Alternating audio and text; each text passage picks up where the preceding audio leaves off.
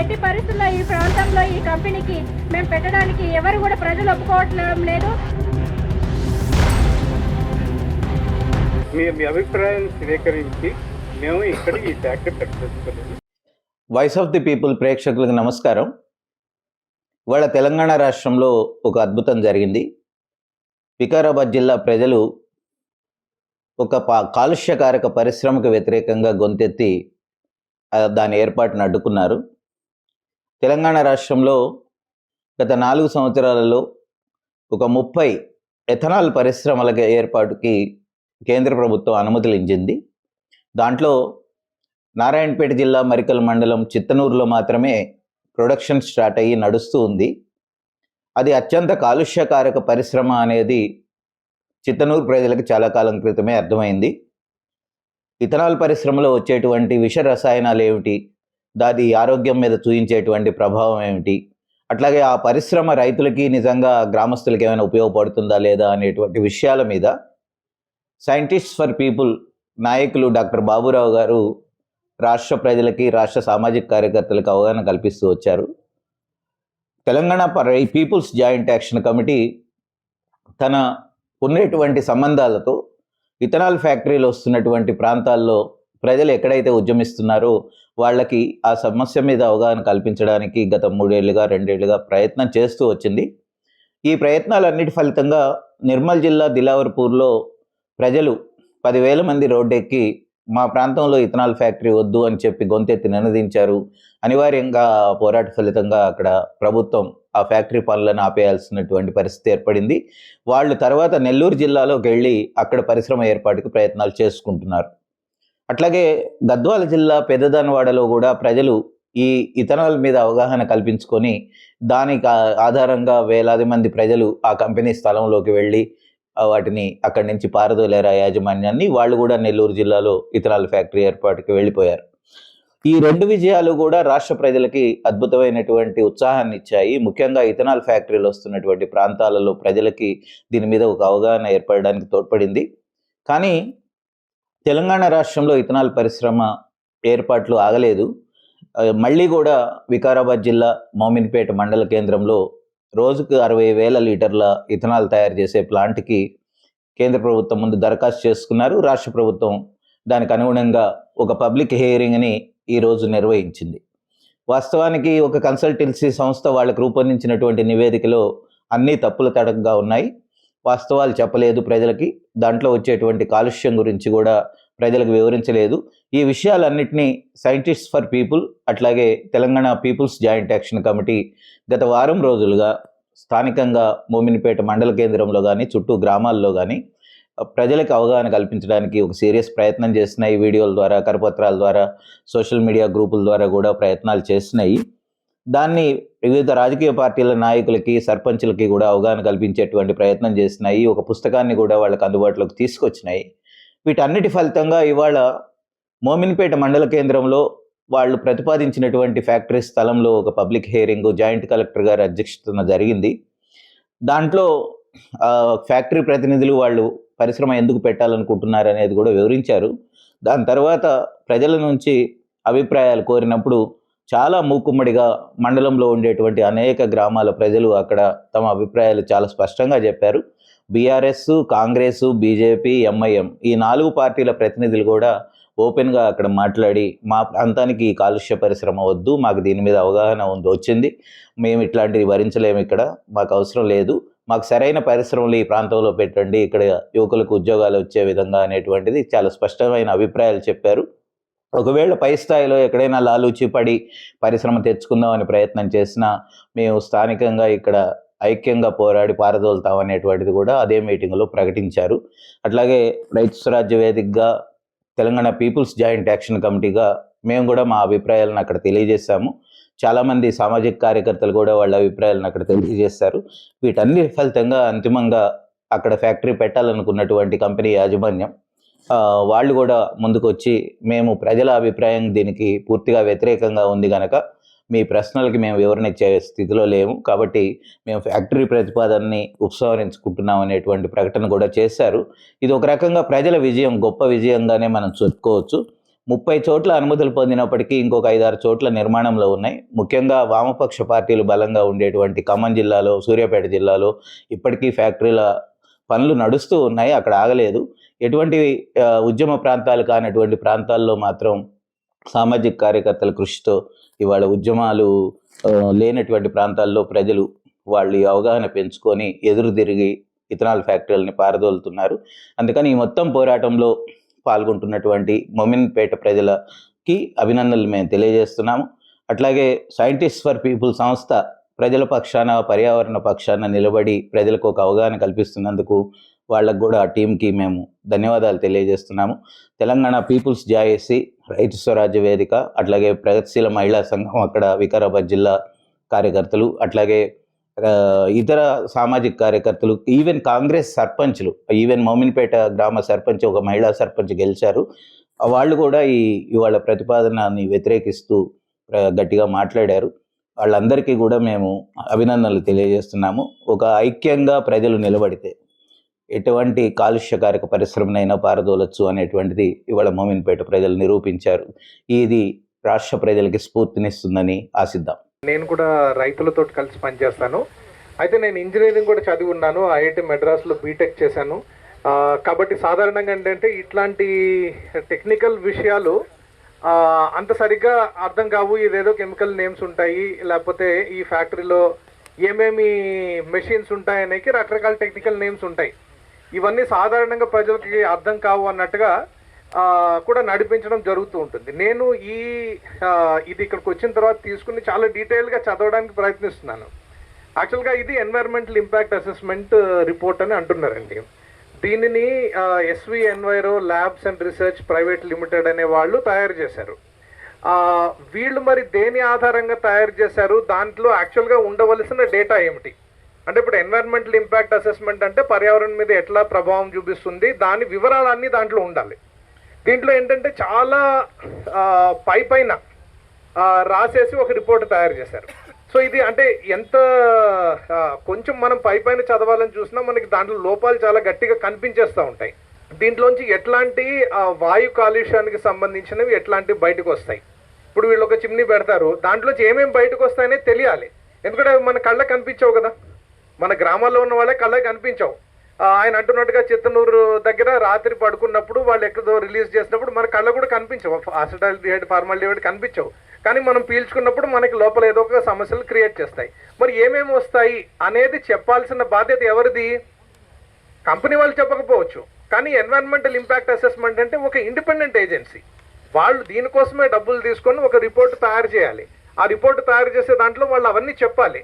So ఇప్పుడు దీంట్లో వాయు కాలుష్యం గురించి జస్ట్ కొన్ని వాక్యాలు మాత్రం రాశారు. దాంట్లో ఏమేమి ఎట్లాంటి వ్యర్థ పదార్థాలు వస్తాయి అనేది దీంట్లో రాయలేదు. కానీ కేవలం ఎట్లాంటి వ్యర్థ పదార్థాలు వస్తాయి అనేది కాదు, ఎంత క్వాంటిటీలో వస్తాయి అంటే 60 కిలోలీటర్లు రోజుకి తయారు చేసే ఇథనాల్ దాంట్లో అసిటాల్డిహైడ్ ఎంత బయటకు వస్తుంది, ఫార్మాల్డిహైడ్ ఎంత బయటకు వస్తుంది, ఇవన్నీ యాక్చువల్గా అందరికీ తెలిసిన విషయాలే. అంటే ఇప్పుడు ఒక ఇంజనీర్గా ఉంటే అదొక కెమికల్ రియాక్షన్లో వస్తుంది. నువ్వు ఇంత ఇథనాల్ ప్రొడ్యూస్ అయితే దానికి పక్కనే ఆ ఈక్వేషన్లో ఎంత అసిటాల్డిహైడ్ వస్తుంది, ఎంత ఫార్మాల్డిహైడ్ వస్తుంది, ఇవన్నీ ఉంటాయి ఆ కెమికల్ ఈక్వేషన్ చూస్తే. మరి అవన్నీ దీంట్లో పేర్కొనాలి కదా, ఎన్ని కిలోలీటర్ల అసిటాల్డిహైడ్ ప్రొడ్యూస్ అవుతుంది, ఎన్ని కిలోలీటర్ల ఫార్మాల్డిహైడ్, అవేమీ లేవు. అసలు ఆ కెమికల్ల పేర్లు కూడా రాయలేదు. అంటే ఇది ఏమీ అర్థం చేసుకొని వాళ్ళు ఆహాహా ఒక రిపోర్ట్ ప్రొడ్యూస్ చేశారు అనుకోవడానికి మాత్రమే ఇట్లాంటిది ఇక్కడ డిస్ట్రిబ్యూట్ చేస్తున్నారు. అదొకటి అర్థం చేసుకోవాలి. ఎందుకంటే ఒకవేళ నిజంగానే పర్లేదు దీంట్లో పొల్యూషన్ ఏమి రాదు, మీకు అంతా మేలే జరుగుతుంది అన్నప్పుడు ఆ వివరాలన్నీ ఇక్కడ పేర్కొనలేదు. రెండవది, దీనికి సంబంధించిన ఒక సాలిడ్ వేస్ట్ కూడా జనరేట్ అవుతుంది, అంటే యాష్ అవంతా జనరేట్ అవుతుంది. అది ఎంత జనరేట్ అవుతుంది అనేది కూడా పెట్టలేదు. వాస్తవానికి ఇప్పుడు 60 కిలోలీటర్ల ఇదంటే దాదాపు ఒక 60 టన్నుల యాష్ అంటే బూడిద, 60 టన్నుల బూడిద ప్రతిరోజు ప్రొడ్యూస్ అవుతుంది ఈ ప్రిపరేషన్లో. మరి 40 నుంచి 60 టన్నుల బూడిద ప్రతిరోజు ప్రొడ్యూస్ అయితే అది ఎక్కడ వేస్తారు? సరే 10 ఎకరాల భూమి కొనుక్కున్నారు, మరి రవి చెప్పినట్టుగా ఇంకొక 100 ఎకరాల భూమి కొనుక్కుంటారా? అక్కడంతా బూడిద వేస్తారా? ఆ బూడిదంతా వేసిన తర్వాత ఆ బూడిదంతా ఎక్కడ పోతుంది? అదంతా మళ్ళీ వర్షం పడినప్పుడు నీళ్ళలో కలిసి మళ్ళీ మన భూముల్లోకే వస్తుందా? ఇవన్నీ కూడా ప్రశ్నలు ఉన్నాయి. దాని గురించి ఏమీ ఇక్కడ లేదు. ఎట్లాంటి యాష్ ప్రొడ్యూస్ అవుతుంది, ఎంత యాష్ ప్రొడ్యూస్ అవుతుంది, క్వాంటిటేటివ్గా ఏమీ లేదు.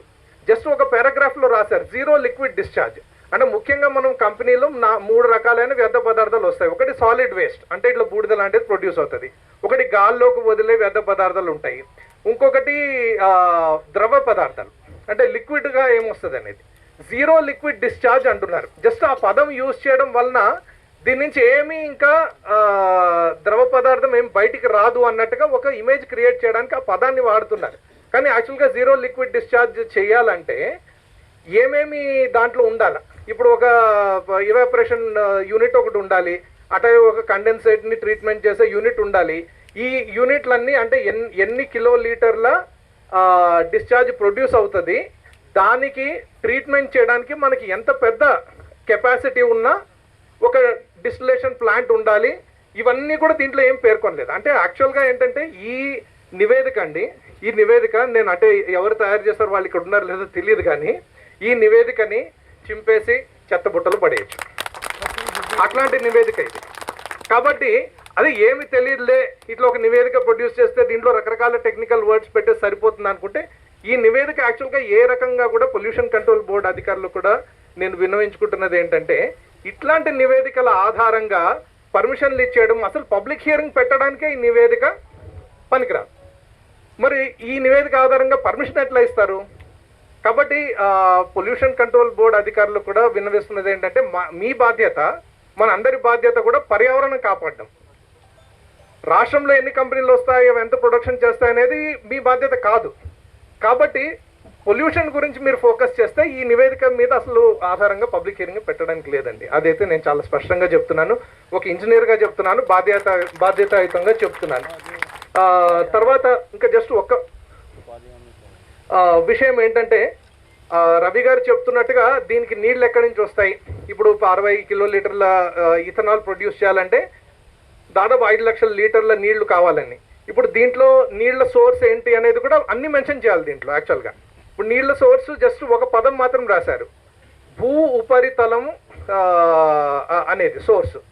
ఇక్కడ నీటి అవసరం అని రాశారు, ఎంత నీటి అవసరం రాశారు. మూలం ఎక్కడి నుంచి వస్తుంది, సోర్స్ ఏంటంటే భూ ఉపరితలం నీరు అంటున్నారు. మరి భూ ఉపరితలం నీరు ఇన్ని లక్షల లీటర్లు ఎక్కడి నుంచి వస్తుంది, అదంతా కూడా దాంట్లో పేర్కొనాలి కదా. ఎందుకంటే ఎన్వైరన్మెంటల్ ఇంపాక్ట్ అంటే ఆ నీళ్లు ఎక్కడి నుంచి వస్తున్నాయి. సపోజ్ ఆ నీళ్లు నేను ఎక్కడో మిషన్ భగీరథ చెరువు ఎక్కడో ఉంటుంది ఒక 100 కిలోమీటర్ల దూరంలో, అక్కడి నుంచి నేను పైప్ లైన్ వేసి తెచ్చాను అనుకో, అది కూడా ఎన్వైరన్మెంటల్ ఇంపాక్టే. ఆ నీళ్లు వేరే దానికి ఉపయోగించాల్సింది దీనికి ఉపయోగిస్తున్నారు కాబట్టి అది కూడా ఎన్వైరన్మెంటల్ ఇంపాక్ట్ రావాలి. జస్ట్ భూ ఉపరితలం నీరు అని ఒకటి పెట్టేశారు. అంటే యాక్చువల్గా భూగర్భ జలం వాళ్ళు యూజ్ చేయకూడదు. సో అన్నట్టుగా అక్కడ ఒక బోర్ కూడా వేసే అనుమతి వాళ్ళకి ఇవ్వకూడదు. కానీ చాలా చోట్ల ఏంటంటే ఒకసారి ఫెన్సింగ్ వేసేసిన తర్వాత లోపల ఏం చేస్తారనేది ఎవరికి సంబంధం లేదన్నట్టుగా వాళ్ళే బోర్లు వేసి మళ్ళీ వేలాది లీటర్లు అక్కడ లాగుతూ ఉంటారు. చుట్టూ ఉన్న బోర్లు, రైతుల బోర్లు అన్నీ కూడా ఎండిపోవడం జరుగుతూ ఉంటుంది. ఇప్పుడు భూ ఉపరితలం నీరు అంటే మరి మీరు ఏంటి మిషన్ భగీరథ నుంచి ఒక కెనాల్ పెట్టి తెస్తారా? ఇవన్నీ కూడా దీంట్లో ఉండాలి. ఇవన్నీ లేకపోతే యాక్చువల్గా దీన్ని ఇందాక అన్నట్టుగా చెత్తబుట్టలో పడేయచ్చు.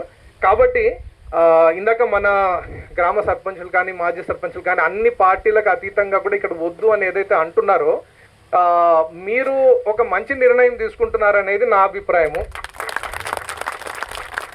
ఎందుకంటే ఇట్లాంటి ఫ్యాక్టరీలు చాలా చోట్ల పెట్టే ప్రయత్నం చేస్తున్నారు, అందరూ కూడా తిరస్కరిస్తున్నారు. మళ్ళీ ఇక్కడ ఒక ప్రయత్నము జరుగుతుంది, అది కూడా చాలా తప్పుడు సమాచారం, అసలు లేని సమాచారం లేకుండా నివేదిక తయారు చేసేస్తున్నారు, దీని ఆధారంగా పర్మిషన్లు ఇచ్చేస్తారు. ఇవన్నీ మన రాష్ట్రంలో చేయడానికి వీలు లేదు అనే ఒక బలమైన సిగ్నల్ మోమిన్పేట నుంచే పోతే, ఎందుకంటే అన్నట్టుగా ఈథనాల్ పరిశ్రమల మీద ఇప్పటిదాకా పబ్లిక్ హియరింగ్ చేయలేదు కాబట్టి ఇట్లా కొన్ని అనుమతులు ఇచ్చేయగలిగారు. ఇప్పుడు మీరు ఒక ఉదాహరణగా పబ్లిక్ హియరింగ్ పెట్టినప్పుడు యాక్చువల్గా వాస్తవాలు జనాలకు తెలిసినప్పుడు ఎట్లాగా రియాక్ట్ అవుతారనేది మోమిన్పేట ఒక ఉదాహరణగా రాష్ట్రం మొత్తానికి ఉంటుందని ఆశిస్తున్నాను.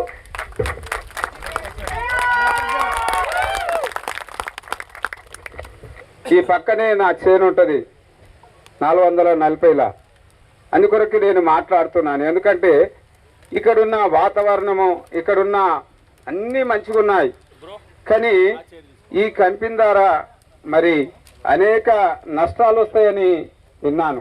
అందరి తరఫున మాట్లాడుతున్నాను. ఒక్కరి చేను గురించి మాట్లాడతలేను, నేను ఒక గ్రామాన్ని గురించి మాట్లాడతలేను, ఇక్కడున్న అందరి గురించి మాట్లాడుతున్నా.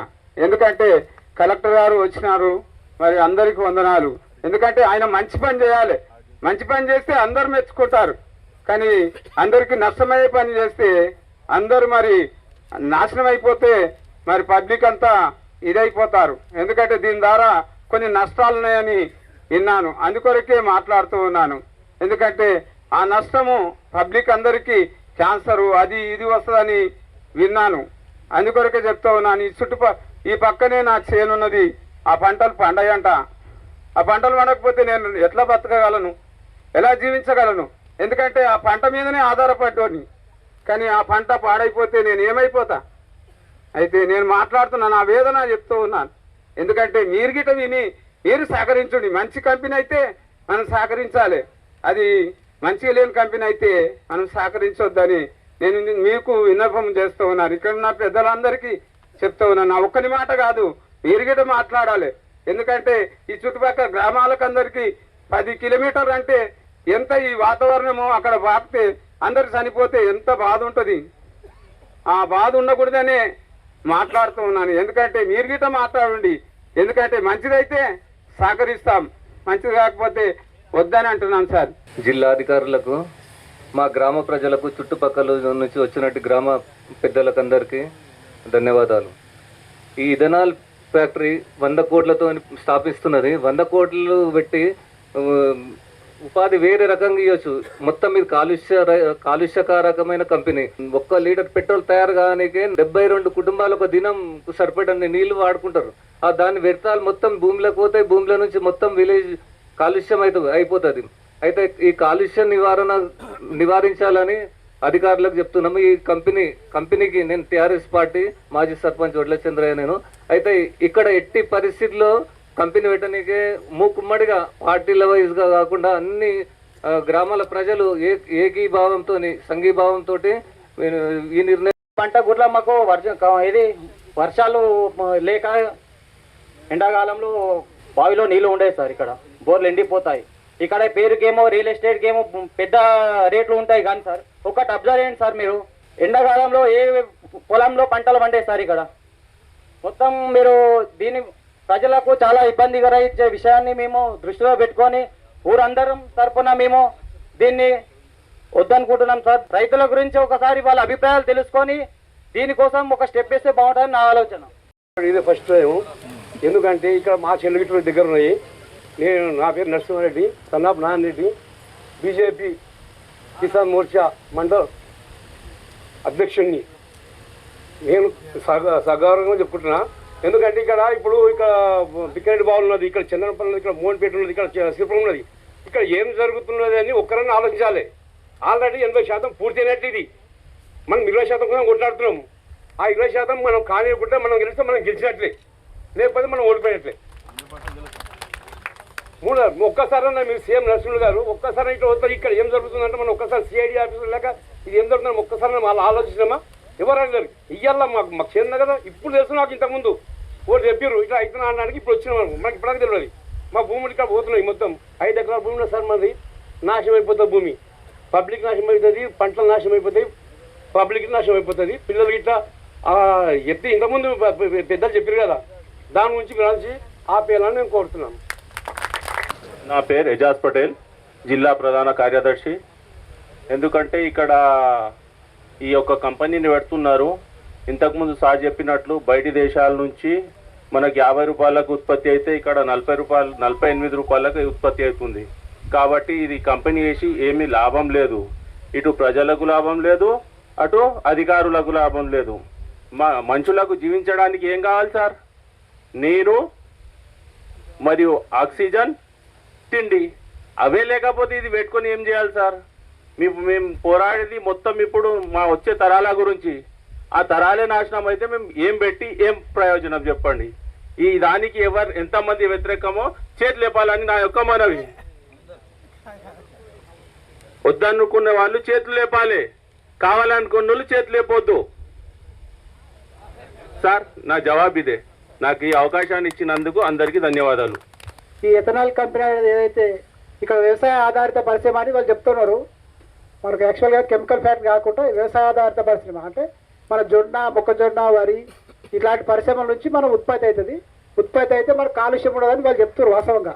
అయితే నేను చదువుకున్న వ్యక్తి ఏంటంటే ఏదైతే ఈ కిణ్వ ప్రక్రియ, దానికి కిణ్వ ప్రక్రియ అంటారు మొత్తము, ఆ ప్రక్రియ జరిగేటప్పుడు ఏమైతే అంటే మనకు వాస్తవంగా ఇప్పుడు రవిసారి చెప్పిండు, ఈ ఉత్పత్తి అయ్యేటప్పుడు దాని కార్బన్ ఉంటాయి, తర్వాత హైడ్రోజన్స్, హైడ్రాక్సైడ్ ఉత్పత్తి ఉంటుంది అనమాట. C2H5OH అంటారు దాని ఫార్ములా, ఇథనాల్ ఫార్ములా. ఇది జరిగేటప్పుడు ఏమైతే అంటే వాస్తవంగా మనకు ఉపోత్పత్తులు కార్బన్ డైఆక్సైడ్ ఉత్పత్తి అవుతుంది, ఎస్టాలైడ్ ఉత్పత్తి అవుతుంది, ఎకనాల్ ఉత్పత్తి అవుతుంది, మిథనాల్. ఇవంటి చాలా వాయు కాలుష్యాలు.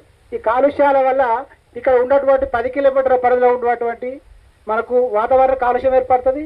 తర్వాత ఏదైతే వాళ్ళు ఉత్పత్తి చేస్తారో వాటర్ వేస్టేజ్ ఉంటుంది కదా భూమిలోకి వెళ్ళడం వల్ల భూ కాలుష్యం ఏర్పడుతుంది. కాబట్టి మనము మంచిగా ఉండాలంటే 100% మనం దీన్ని వ్యతిరేకం చేస్తాము. ఖచ్చితంగా అందరూ సహకరించాలని కోరుకుంటూ చెప్పుకోవడానికి హైదరాబాద్కి 60 కిలోమీటర్ల దూరంలో ఉంది. కానీ అభివృద్ధి విషయానికి వస్తే మంచి జరిగేటటువంటి కార్యక్రమాల కన్నా ముందు ఈ ప్రాంతాన్ని చెడగొట్టేటటువంటి విషయాలకు సంబంధించినవి ముందొస్తున్నాయి.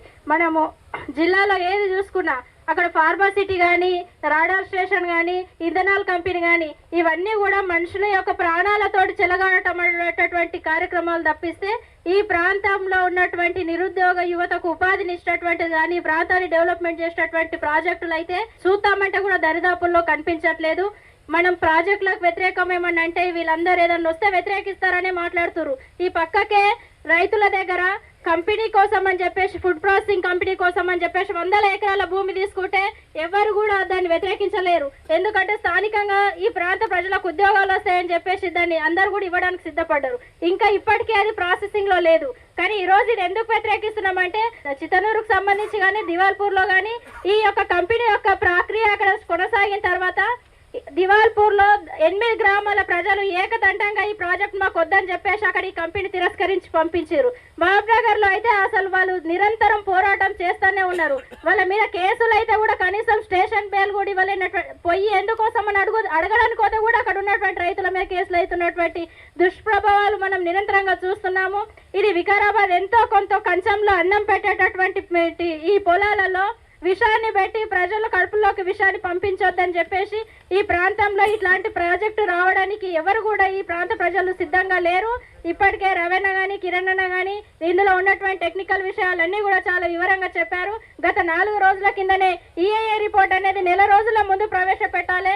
4 రోజుల కింద ఎంఆర్ఓ ఆఫీస్కి పోయి అడిగినాం. అసలు మా దగ్గర ఎట్లాంటి రిపోర్ట్ లేదు, ఒక కంపెనీ వస్తుందనే ఒక మాకు మెసేజ్ ఉంది తప్పిస్తే ఇప్పటివరకు రిపోర్ట్ లేదని చెప్పారు. 1 రోజుల అసలు చెప్పిన రిపోర్ట్ లో కూడా ఈ స్థానిక భాషలో అసలు దాని వల్ల ఉన్నదేంటి లేదేంటి అసలు రోగం ఏంటి అనేది కూడా ఈ ప్రజలకు సరిగా అర్థం కానియకుండా పైన రిపోర్ట్లు తీసుకొచ్చి ఏదో ప్రజా సేకరణ మంత్రం జరిపి లోపల ఏదో చేస్తామంటే కదా ఖచ్చితంగా ప్రజల నుండి క్షేత్రస్థాయి నుండి పోరాటం చేయాల్సినటువంటి అవసరం ఉంటుంది. ఎట్టి పరిస్థితుల్లో ఈ ప్రాంతంలో ఈ కంపెనీకి మేము పెట్టడానికి ఎవరు కూడా ప్రజలు ఒప్పుకోవట్లేం లేదు. ప్రజా ఉద్యమకారులు కూడా మేము కూడా దీన్ని తిరస్కరిస్తా ఉన్నాం. మేము పెట్టనివ్వం సార్. భవిష్యత్తు తరాల గురించి మీరు మాట్లాడుతున్నారు కాబట్టి మా సమాధుల పైన పునాది నిర్మిస్తామంటే మేము మాత్రం ఒప్పుకోం. మేము చనిపోయిన తర్వాత వచ్చే అభివృద్ధి ఎవరి గురించి? మా పిల్లల భవిష్యత్తు, మా పిల్లలకు వచ్చే అనారోగ్య సమస్యలకు ఎవరు బాధ్యత తీసుకుంటారు? దయచేసి మీ అధికారులతో కోరుతున్నాను, నేను ఇటువంటి కార్యక్రమాల్ని వెంటనే విరమించుకోవాలి. ప్రజాభిప్రాయాన్ని ఖచ్చితంగా మీరు ప్రజలు తీసుకోవాలి. ధన్యవాదాలు. MIM mandal president. ఇక్కడ విచ్చేనున్న పెద్దలకు అందరికీ నమస్కారము. నేనేమనగా మా మోమిన్పేట్ ఒక అందరం కలిసిమెలిసి ఉంటాం. చిన్న పేద గ్రామం మాది. ఉన్న మేజర్గానే టౌన్. మేము ఏదో చేసుకొని కష్టపడి ఏదో ముందుకు వెళ్ళుకుంటాం. ఈ రోగాల వల్ల, ఈ క్యాన్సర్ వల్ల, ఈ నీళ్ళ వల్ల, ఈ కాలుష్యం వల్ల మేము ఇంత పరేషాన్ అవ్వాల్సిన అవసరం మాకు లేదు. దీనికి మేము అగ్నేష్ చేస్తున్నాం, దీనికి అపోజిట్ చేస్తున్నాం. ఇది ఎంత ఏమైనా కానీ, ధర్నా కానీ, రాస్తారోక్ కానీ ఏదైనా మేము చేయడానికి సిద్ధంగా ఉన్నాం. అవసరం పడితే నేషనల్ స్టేట్ లెవెల్ అయినా సరే మేము ధర్నా చేయడానికి సిద్ధంగా ఉన్నాం. ఎట్టి పరిస్థితుల్లో ఈ కంపెనీ ఇక్కడ అవ్వడానికి వీల్లేదు. మేము దీనికి అడ్డుకుంటాం. నా పేరు సుభాష్ గౌడ్. నేను కాంగ్రెస్ పార్టీ జిల్లా ఉపాధ్యక్షుడిని. దయచేసి దీని గురించి ఒక 2 రోజుల నుంచి అందరు అభిప్రాయ సేకరణ చేస్తున్నా. నేను కూడా తెలుసుకుంటున్నా దీని గురించి. ఈరోజు మార్నింగ్ కూడా ఢిల్లీలో నాగాపూర్లో లాస్ట్కి వస్తే మన నారాయణపేట చిత్తలూరు గ్రామంలో ఈ కంపెనీ ఉన్నదంట. దానివల్ల 50 విలేజ్లకు నష్టం ఉన్నదని వివరణ తెలుసుకున్నా, వాళ్ళని అడిగి తెలుసుకున్నా. మేము ఎట్టి పరిస్థితుల్లో ఈడ కంపెనీ ఇచ్చే ప్రసక్తే లేదు. ఖచ్చితంగా దీన్ని ఆపి తీరుతాము. అసలు ఆలోచన ఈ రోజుగా విరమించుకుంటే మంచిది. లేకుంటే ఏదో ఎవరితోటో భయపెట్టిస్తామో, లేకుంటే డబ్బులకు అమ్ముడు పోతారో, ఇంకేదన్నా అనుకుంటుండొచ్చు. ఇది కళలో కూడా జరగనీయం. దానికోసం ఎంత పెద్ద పోరాటమైనా చేస్తాం. ఏదేమైనా కూడా జరగనిచ్చేది లేదు, కట్టనిచ్చేది లేదు. ఈ రోజు ఈ పక్కకున్న ఈ పహారి గోడ తప్ప గుణపం కూడా ఇట్లా దించనిచ్చే ప్రసక్తి లేదని ఖచ్చితంగా ఇక్కడ ఉన్న పెద్దలకు మాత్రం మీ దృష్టిలో పెడుతున్నాం సార్. మీ మీద చాలా మంచి ఇది ఉన్నది మీ గురించి. నేను సార్ గురించి ఎంత ఎక్కువ చెప్పినా కూడా తక్కువనే సార్. ఇది మా ఊరి భవిష్యత్తు. మేము మొన్ననే మా మిస్సెస్ సర్పంచ్గా ఎన్నికైంది. ఈ ఎంతో భారీ మెజార్టీతో మాకు గెలిపించిర్రు. మా ఊరు భవిష్యత్తును కోరుకొని మాకు ఇంత మెజార్టీ ఇచ్చిర్రు. దాని రుణం తీసుకున్నారే కానీ ఈ పాపం పనిచేసే ఆలోచన మాకు లేదు. చేయనీయం. దానికోసం ఎంత పెద్ద పోరాటమైనా చేస్తాం, ఎంత పెద్ద కఠినమైన నిర్ణయాలైనా తీసుకుంటామని మీకు తెలియజేసుకుంటూ ఈ అవకాశం ఇచ్చిన పెద్దలందరికీ ధన్యవాదాలు. ప్రజాభిప్రాయ సేకరణ లేకుండా ఇట్లాంటివి ఫ్యాక్టరీలు స్థాపించొద్దని చెప్పేసి, ఖచ్చితంగా ప్రజాభిప్రాయ సేకరణ జరగాలని చెప్పేసి కేవలము రేవంత్ రెడ్డి గారే ఈ సేకరణ కార్యక్రమాన్ని తీసుకున్న తర్వాతనే, వాళ్ళ ఒపీనియన్ తీసుకున్న తర్వాతనే ఫ్యాక్టరీలు పెట్టాలన్నటువంటిది తీసుకొని వచ్చిన విషయాన్ని మీకు ఒకసారి జ్ఞాపకం చేస్తా ఉన్నా. ఈ యొక్క మోమిన్పేట ప్రాంతంలో ఇలాంటి ఒక కెమికల్ ఫ్యాక్టరీ పెడుతున్నారన్నటువంటి సమాచారం తెలిసిన వెంటనే Hyderabad peoples joint action committee ప్రతినిధులు సైంటిస్టులను సంప్రదించడం జరిగింది. వాళ్ళు మేము కూర్చొని ప్రజా సంఘాలు మేధావులతో కూర్చొని, ఇది ఆషామాషి విషయం కాదు ఇది. ఎందుకంటే మా మండలంలో ఉన్నటువంటి అన్ని గ్రామాల వారికి విషయాన్ని అనేటువంటిది క్లుప్తంగా వివరించేటటువంటి మేధావులు అవసరం.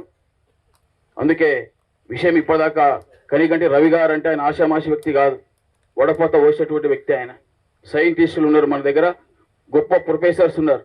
వాళ్ళ సలహాలు సూచనలు మనకు వినిపించాలని ఆలోచనతోనే ఆయన ఇక్కడ కూర్చుని పెట్టినాం. ఇంకా చాలా మంది ఉన్నారు, వాళ్ళు కనిపిస్తలేరు. దయచేసి మీరు విన్నారు మీరు ఇప్పటిదాకా. ధన్యవాదాలు. ఏది ఏమైనా మేము చెప్పేటటువంటిది ఏంటంటే, వాళ్ళు చాలా విషయాలు చెప్పారు. నేను మాట్లాడేది వాళ్ళు మాట్లాడారు, అవి అందులోకి పోతలేను నేను. ఏది ఏమైనా ప్రజలకు ప్రయోజనకరమైనటువంటి దానిని స్వాగతిస్తాం. ప్రజలకు హానికరం చేసేటటువంటి దాన్ని ఖచ్చితంగా 100% వ్యతిరేకిస్తాం. వీటన్నిటికీ కూడా సమాధానం చెప్పవలసినటువంటిది ముందున్నటువంటి అధికారులు, ఈ యొక్క పరిశ్రమను నెలకొల్పుతున్నటువంటి యాజమాన్యం, వీటికన్నిటికీ ఆన్సర్ చేయవలసినటువంటి అవసరం ఉన్నది. ఇప్పుడు ఎన్నో ప్రశ్నలు ఉత్పన్నమైతూ వచ్చినాయి. వీటికన్నిటి కూడా ప్రశ్నలకు సమాధానం చెప్పవలసింది ముందున్నటువంటి అధికారులు. ఇక్కడ ఈ పరిశ్రమ స్థాపిస్తాము అనేటటువంటి ఎవరైతే యాజమాన్యం ఉన్నదో, వాళ్ళ టెక్నికల్ అసిస్టెంట్స్ ఉన్నారో, వాళ్ళంతా ఖచ్చితంగా ఇక్కడనే మన ముందే ఆ సమాధానం చెప్పాలని కూడా మేము చెప్తా ఉన్నాం. లేని పక్షంలో దీని ద్వారా తీవ్రమైన పరిణామాలు ఉంటాయి. వాయు కాలుష్యం, జల కాలుష్యం, ధ్వని కాలుష్యం, ఇవన్నీ మొత్తము విచ్చలవిడిగా అయిపోతాయి. కాబట్టి దానికి తగినటువంటి విధానంలోనే మీరు తగినటువంటి విధంగా ఏ విధంగా ఉంటుంది ఏందనేది మీరు క్లారిటీ ఇవ్వాలి. ఆ సారు చదువుతూ వచ్చింది ఇప్పటిదాకా స్టార్టింగ్లో, ఆయన టకా అర్థమైతలేదు కదా, చదువుతా వచ్చిండు కాదు, క్లుప్తంగా. ఇప్పుడు మీరు క్వశ్చన్స్ కూడా మీకు బయటకు వచ్చినాయి. ఆ క్వశ్చన్స్కు సమాధానము మా మేధావులు చెప్తూ వచ్చారు, సైంటిస్టులు చెప్తూ వచ్చారు. మీరు ఖచ్చితంగా వాటికి ప్రతి ఒక్క దానికి సమాధానం చెప్పాలి. నేను మాట్లాడితే 2 గంటల టైం పడుతుంది. మేము కూడా శాస్త్రవేత్త కూర్చొని అట్లాంటి వాళ్ళ ముంగల కూర్చొని పెట్టించినాం. ఇంకా కాదు, ఇంకా 100 మంది తెచ్చి కూర్చొని పెడతాం. ఇంకా పెద్ద జిల్లా లెవెల్ ఏదైనా మిస్టేక్ అయిందనుకో, జిల్లా లెవెల్లో కూర్చొని పెట్టి నిలదీసేటటువంటి కార్యక్రమాలు కూడా చేస్తాం. ఖచ్చితంగా మీరు సమాధానం చెప్పాలా, అవుటా రైట్ ఇప్పుడే తేలాలి. దయచేసి మేము మంచిదానికి స్వాగతిస్తాం, హానికరం చేసే దానికి వ్యతిరేకిస్తాం. క్లుప్తంగా మీరు అందరూ కూడా వీటికి జవాబు చెప్పాల్సిన అనే అధికారులు చెప్పాలా. తర్వాత ఈ పరిశ్రమను నెలకొల్పుతున్నటువంటి యాజమాన్యం కూడా దీనికి సమాధానం చెప్పాలని చెప్పేసి నేను వేరే విషయాలు ఏం మాట్లాడటం లేదు. నా పేరు సీఎం నర్సింగ్, పక్క పొలం వాసిని. నా పొలం పక్కనే ఉంది. దీంతో సోషల్ మీడియాలో వైరల్ అవుతుంది వారం సంధి. అరే నాయన ఇదేం కూర్చున్నారా కర్మ అనుకుంటున్నాం మేము. ఏమొస్తుందంటే గర్భిణీ స్త్రీలకు కానీ, కాలుష్య ప్రభావం కానీ, వాటర్ సోర్సెస్ ఒక రోజుకు దాదాపు 2 లక్షల చిల్లర లీటర్ వాటర్ తీసుకుంటుంది అంటే నిజము తెలియదు. సార్ చెప్పాడు ఇప్పటిదాకా ఒక మెమోరాండం పెట్టుకుని ఇవ్వడానికి మాకు ఎత్తికెక్కలే. ఆయన చెప్పుకుంటూ పోతున్నాం, మేము వినుకుంటూ పోతున్నాం. కానీ నేను కొంతమంది వచ్చారు చెప్పాను, మంచి పని కొరకు చేస్తే మనం సహకరిస్తామండి బ్రదర్, అంతే కదా, మంచి కనుక సహకరిస్తామండి. మా మిత్రుడు సుభాష్ యాదవ్ మాట్లాడాడు అన్న, మా సర్పంచ్ గారికి వీళ్ళందరికీ చెప్తూ మళ్ళీ ఒకటి మేము నాకు లీటర్ ఇచ్చిండు ఇప్పుడే. 1 లీటర్ ఇథానల్ తయారు కావడానికి కెమికల్కు ఇప్పుడే చదివిన వార్తలో 72 కుటుంబాలు సరిపోయిన వాటర్ తీసుకుంటారంట. ఏం సర్పంచ్ సార్ అన్నప్పుడు మాకు ఇక్కడ గ్రౌండ్ వాటర్ సమస్య ఏర్పడుతుంది, నీటి కొరత ఏర్పడుతుంది, పశువులు చనిపోతాయి, రకరకాల రోగాల పాలు కావాలా. ఆఫీసర్ ఆలోచన చేసుకోవాలి మీరు అందరు. మేమందరం సురక్షంగా అందరం మంచి బతకాల. కాబట్టి మంచి అయితే గుర్తెరగండి, మంచి అయితే సహకరితముండి, చెడైతే మాత్రం చెప్తున్నాం. ఇది మోన్పేట కానీ ఇక లోకల్ గారి ఉద్యమాల గడ్డ. ఉద్యమం చేయడానికి సిద్ధంగా ఉన్నాం. ప్రాణాలు పోయినప్పటికీ చెడు అన్నట్లు ఉంటే మేము త్యాగాలు చేసి ఇక్కడ సుభాష్ అన్నట్లు ఈ ప్రహరీ గోడ అప్పుంటా ఏదైనా వర్క్ జరిగితే మాత్రం మేము మనం వెంటాడి తరిమి కొట్టి మాత్రం పక్కడబందుగా పనిచేస్తామని చెప్తున్నాం. దీన్ని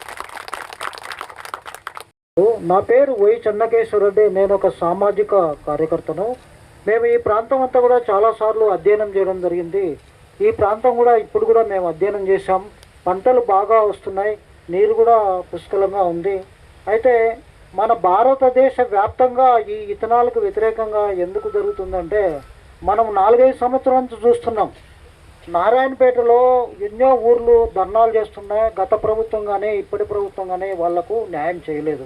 కానీ అలానే నడుపుతూ ఉన్నారు రాజకీయవేత్తలు. వాళ్ళని ఎదిరించి వాళ్ళు ఊరోళ్ళు చేస్తున్నారు. మనందరం కూడా వాళ్ళకు సపోర్ట్ చేయవలసిన అవసరం ఉంది. కానీ ఇప్పటి వరకు ఆ పబ్లిక్ హియరింగ్ లేకుండానే దేశవ్యాప్తంగా ఇలాంటివన్నీ చేశారు. కొంతమంది మేధావులు కొంత పార్లమెంట్లో కానీ లేదా కోర్టుకు కానీ ఎన్జిటికి కానీ వెళ్ళడం వల్లనే ఇది పబ్లిక్ హియరింగ్కు రావాలని చెప్తా ఉన్నారు. ముఖ్యంగా తెలంగాణలో కానీ ఆంధ్రప్రదేశ్లో కానీ పబ్లిక్ హియరింగ్ అనేది చాలా తక్కువ. 1-2 మాత్రమే చూసాం తెలంగాణలో. ఇప్పుడు ఇది మొదలైంది.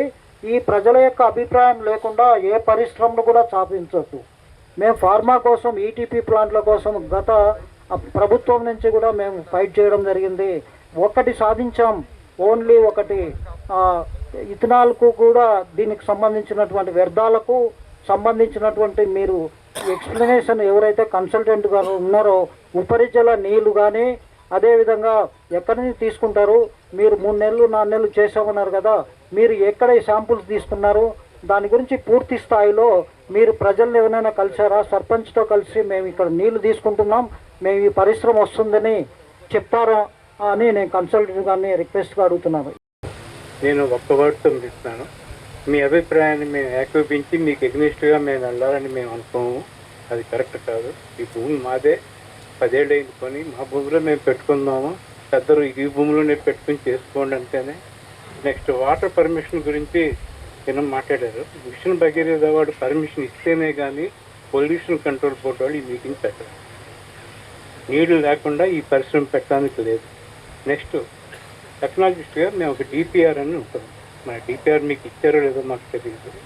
ఏం సార్, ఆ డిపిఆర్లో మీకు అన్నీ వివరంగా ఏముంటుందని చెప్పి. ఓకే సార్, మీకున్నా కూడా నేను నా టెక్నాలజీ ఆల్కాల్ టెక్నాలజీ సార్ ట్రాన్స్ఫర్లో చేశాను. దగ్గర 52 ఏళ్ళు, 76 నుంచి ఆపరేటర్గా డిస్టిలరీలోనే ఉండి డిస్టిలరీ ప్రస్తుతం ఇంతవరకు వచ్చి రిటైర్డ్ అయిన తర్వాత సార్తో కలిసి ఒక ప్లాంట్ పెడదామని నాకు చిన్న ప్లాంట్, ఇది పెద్ద ప్లాంట్ ఏం కాదు. నేను చేసినవన్నీ 5 లక్షల లీటర్ పర్ డే 6 లక్షలు చేశాను. మీకు అభిప్రాయం మేము చూపిస్తాం. మీరు అనుకున్నది ఇప్పుడు మేము చెప్పినా అది అర్థమయ్యే పొజిషన్లో లేదని నాకు అర్థమైంది. చెప్పడం కూడా ఒక ఆల్కాల్ టెక్నాలజీ లేదు సార్. ఇంతమంది ఇంత చెప్పిన తర్వాత ఒక టెక్నాలజీ తెలుసున్న వాళ్ళు ఆ టెక్నాలజీ గురించి నెగిటివ్గా చెప్తే లేదు సార్, లేదు సార్. నేను ఇంక no sir we decided not to go. That's no sir, no sir, no sir, don't want anything. What can we do? చెప్పినా కూడా అంటారు కదా, శాస్త్రం చెప్పినట్టు ప్లీజ్ అవద్దు. ఎందుకంటే నాకున్న అభిప్రాయం ప్రకారం మేము 100 దయవించి సార్ అంతే సార్. చెప్పినది వినరు కదా సార్. ఇప్పుడు మేము చెప్పాము, అన్నీ చెప్పాము సార్. అన్నీ అందరూ వ్యతిరేకంగా ఆడిహేడు ఎస్టేహేడు దేంట్లోకి వస్తాయని చెప్పదు. మేము చేసే 3 సరుకులు చెప్పాము. క్యాటిల్ ఫీడ్కి ఇస్తున్నాము, ఎక్స్పోర్ట్ చేస్తున్నారు, మిగతా అన్నీ అవుతున్నాయి. మీరేమో దానికన్నా అర్థం వస్తుంది అంటున్నారు. గాల్లో చెప్పినా కూడా అది కరెక్ట్ కాదు సార్. నాలాంటి వాడికి అది చెప్తే ఇంత 52 ఏళ్ళు సర్వీస్ పెట్టుకుని మీకు ఏమి చెప్పినా కూడా కరెక్ట్ కాదు. కానీ అందరూ వచ్చారు, మీ అభిప్రాయం చెప్పినది మీ అభిప్రాయాన్ని స్వీకరించి మేము ఇక్కడ ఈ ఫ్యాక్టరీ పెట్టదలుచుకోలేదు. మాకు